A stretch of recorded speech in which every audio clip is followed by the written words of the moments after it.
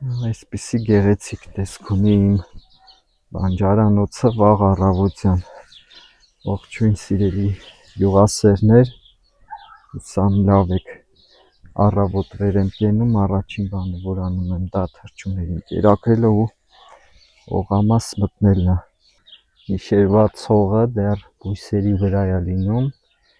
թռչուններն էլ մի կողմից սիրուն երգում են ու արժե ամեն առավոտ անցնել այս թերապիայով հիանալ իմ աշխատանքով։ Ինչ եմ ուզում ցույց տամ, ինչ եմ արել այս քանի օրը։ Այս խտորը մանրամասն քախան եմ անում։ Դեմ երկու առու է մնացել, մեկ էլ մի առու այստեղ։ Այդ այսօր պետք է ավարտենք, որովհետև այս միջուկները արդեն հանելու ժամանակն է, տեսեք ոնց է երկար է։ Սա պետք է հանենք, որպեսզի արդեն սկսի արմատը ձևավորվելը։ Կարծես թե օղամասը աստիճանաբար բույսերը աճում են, ինչու որովհետև մի քանի օր արդեն լավ արև է ու ինչա պետք բույսերին ջերմություն։ Վերջապես մենք էլ սկսեցինք տաքանալ, ժողովուրդ ջան։ Արդեն հունիսի վերջերն է, վերջին տասնյակն է ու նոր զգում ենք ամռան շունչը։ Այ պղպեղները տեսեք, աստիճանաբար ոնց են բարձրանում բիբարները։ Ռեհանները, ժողովուրդ ջան, տեսնում եք արդեն երկրորդ, երրորդ տերևներն են գցում, ուշ ցանածը արդեն կարելի է պոկել եւ ուտել։ Սրանք որոշ մասը գնալու է սածիլելու, այսինքն սածիլելու եմ սածիլների արանքում, որպեսզի ավելի փարթամ լինի։ Այստեղ մի քանի հատ պղպեղ է մնացել, որ հողով տեղափոխել էի այստեղ։ Սրանցից 1, 2, 3 հատ, ու առավելագույնը 4 հատ ուզում եմ սածիլ դնել, թեև արդեն մի փոքր ուշ է, բայց քանի որ ինքը դեղին բիբարից վերցրված սերմերից է ցանած, սա անպայման պետք է մի քանի հատ դնենք։ Կարտոֆիլները տեսեք ոնց են բարձրացել, աստիճանաբար ընկնում են ծանրության տակ, երբեմն քամի է լինում, անձրևախառն ու բույսը ընկնում է, բայց դա չի խանգարում։ Երեք ֆիտոֆթորոզի դեմ եմ սրսկել, չգիտեմ ինչ օգուտ կտա, բայց դե ասեցին, քանի որ այս տարի շատ լավ է բույսը,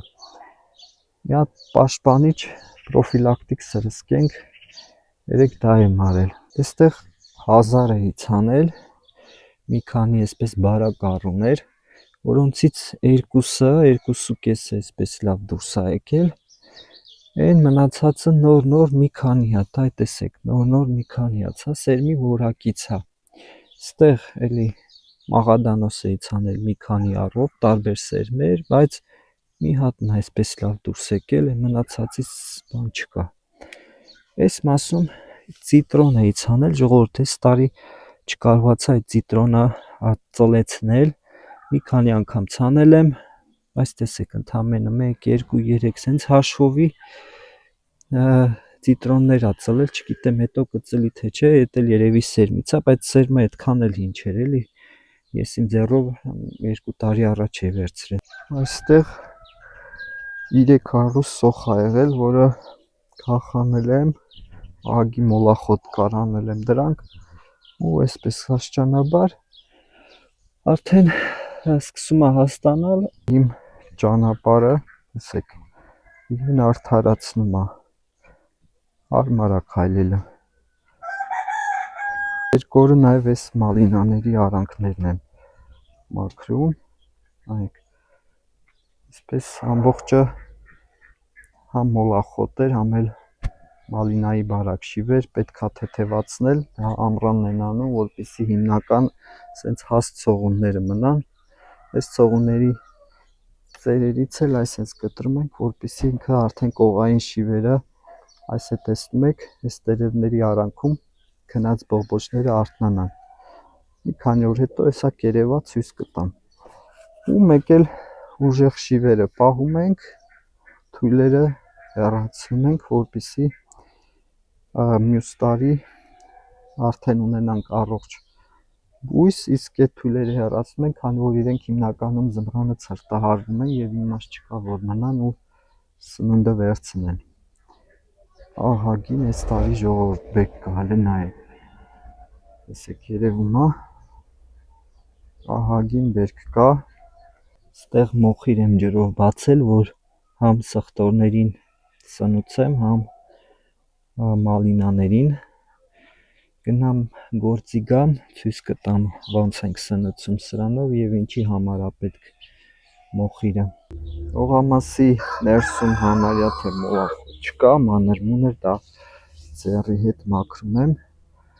Օղամասի կողքերը ժողովուրդ ջան է ցանկապատների տակ կա, որ սկսել եմ մաքրելը, ճիշտ ասած մի փոքր ուշացրել եմ ու այնքան շատ է եղինջը, որ տոննաներով եղինջ եմ հանում։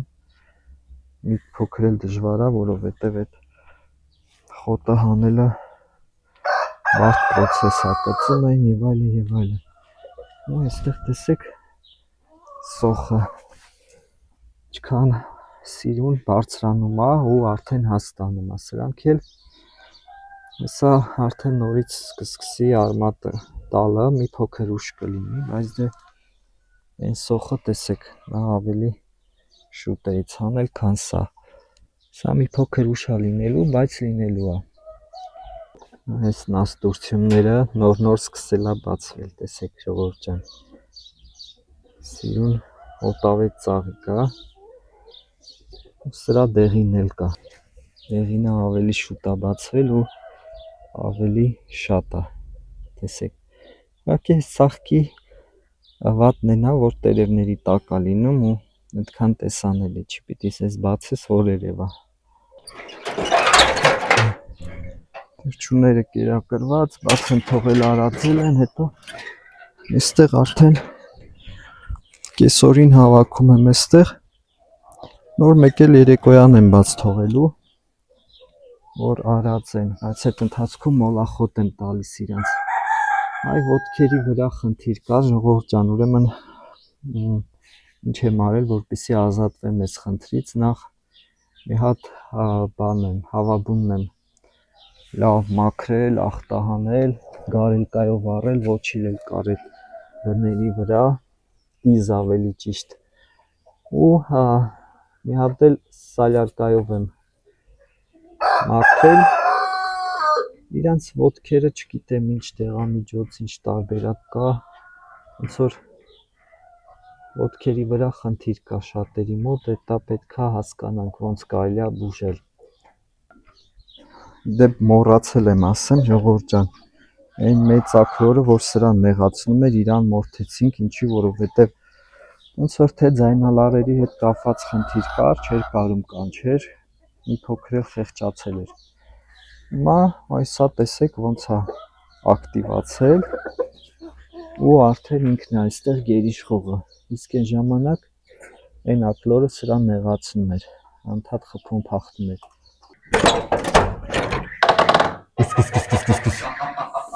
Ոնց էլ բաց թողնեմ գնան արածին։ Ջտերը ոնց են մեծացել։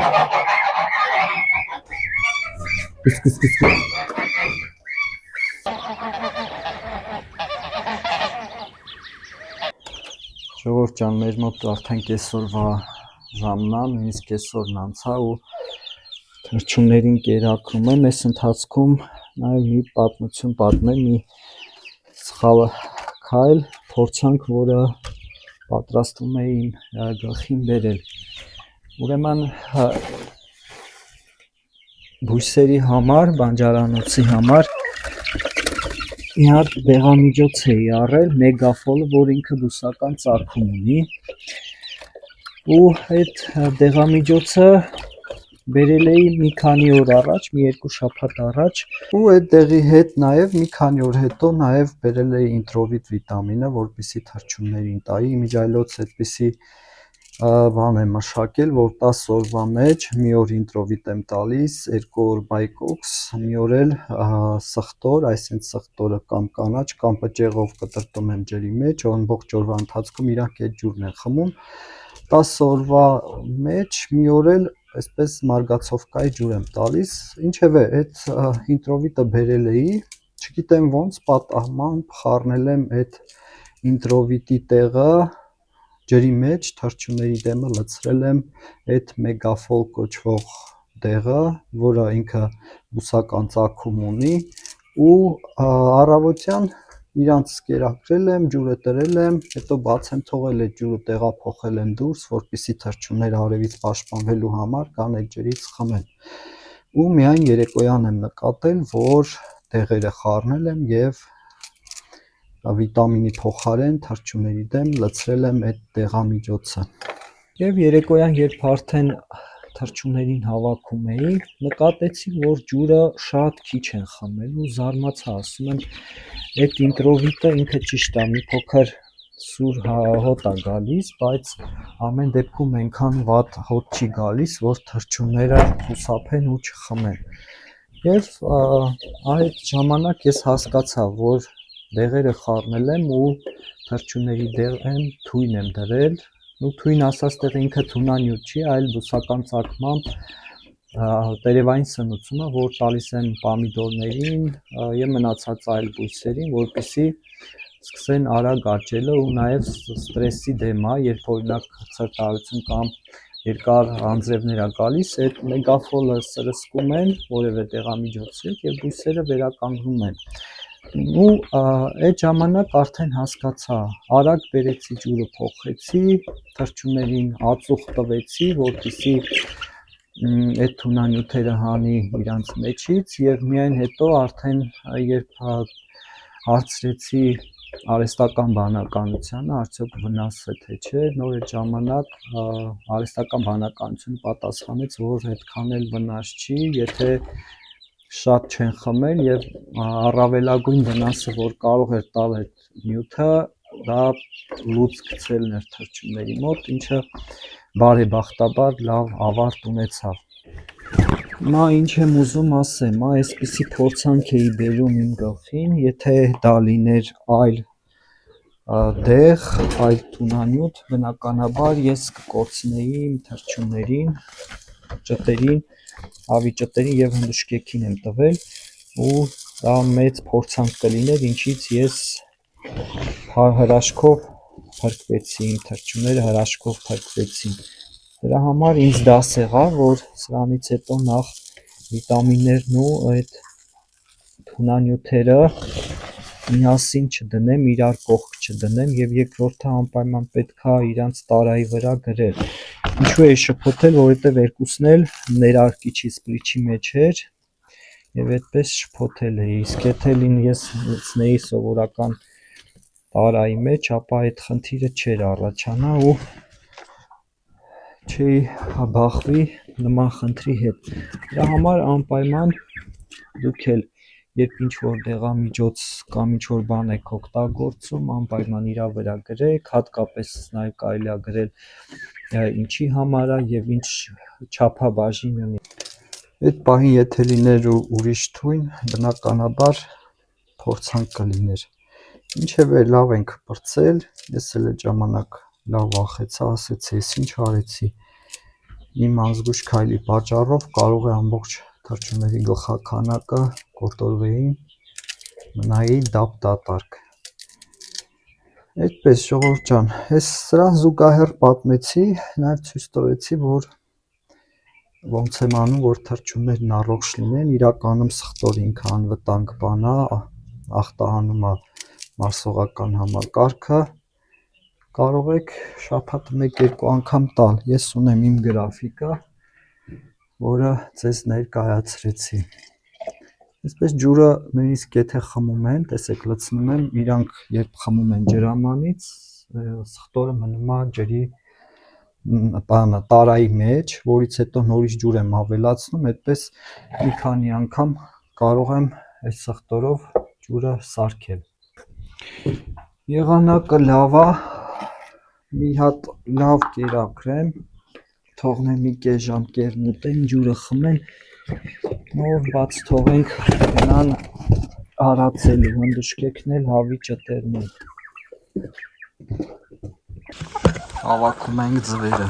տեսնենք այսօր ինչքան են ածել, 3 չէ, 3 ու անցած օրը հատ քիչ եմ հավաքել, տեսնենք այսօր ոնց է, ահա, քիչ է, հանգստանում են էլի երևի, 4 հատ ստե, մի հատ ստե, հնդուշկան այսօր չի ածի, 3 ածել, տեսնենք հենտեղ ինչ կա, 2 հատ էլ ստե,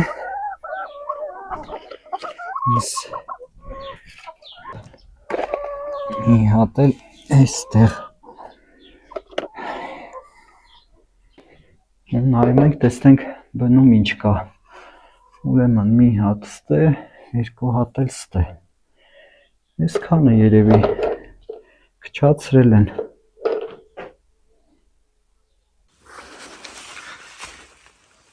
ահա թե ինչ եմ գտել,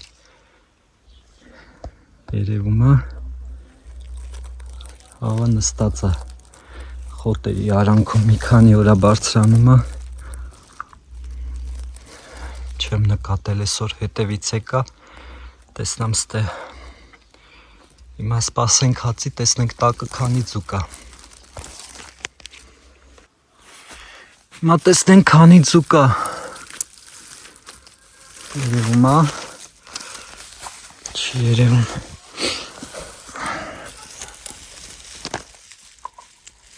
ջարդացել կա, ինքը իրա ծրերը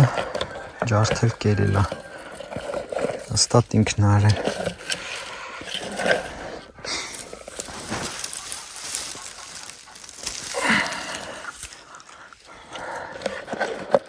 հինգ, որից մեկը կերած է,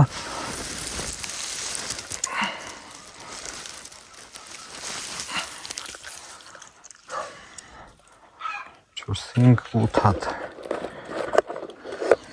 տեսնենք էլի կա,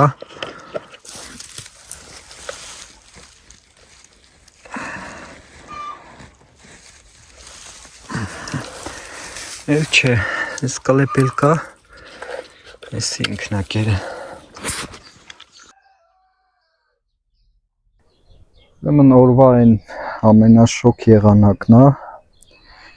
ու առիթը բաց չենք թողնում,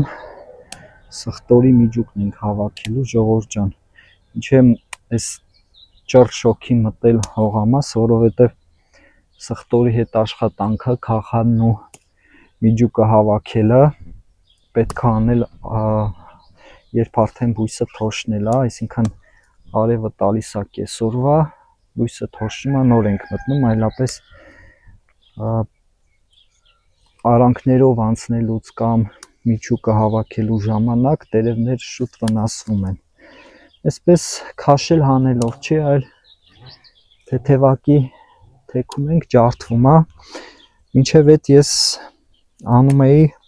քաշել հանելով,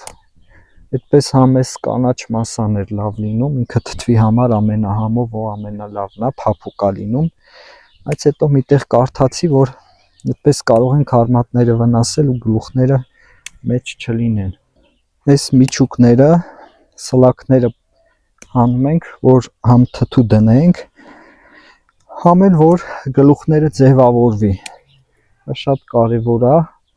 հավաքում ենք այն ժամանակ, երբ տեսնում ենք, որ այսպես միջուկը ոլորվել է, դա մեզ հուշում է, որ ճիշտ ժամանակն է հավաքելու, պես ամենօրյա աշխատանք ժողովուրդ ջան, որ պետք է ճիշտ ժամանակին անենք, ժամանակին այս միջուկները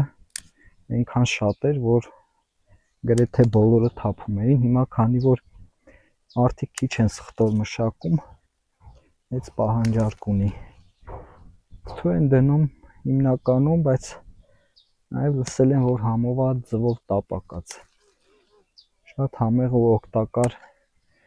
բան է, ինչը պետք չի արդեն թափել, օգտագործում ենք, նաև համով թթու ու մարինատ է ստացվում ձմռանը պահելու համար,